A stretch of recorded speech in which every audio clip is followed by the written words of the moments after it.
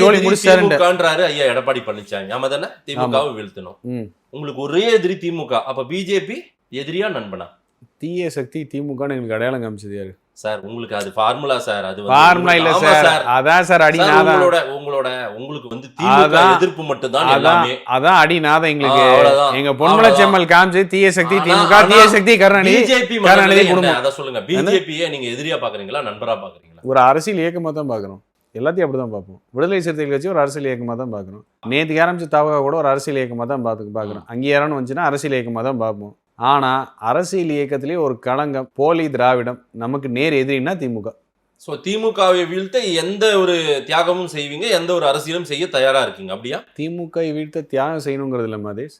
திமுகவை வீழ்த்த என்ன வியூகங்கள் அமைத்து போராடி வெற்றி பெற வேண்டுமோ அதை செய்வோம், அவ்வளவுதான். அந்த வியூகத்தில் தான் பழைய கூட்டணி மாறி 21 கூட்டணி மாறி இல்ல பழைய நட்பு மாறி அந்த நட்பு கரம் இருந்தாலும் ஏற்றுக்கொள்ளக்கூடிய மனநிலைக்கு வருவீங்களா?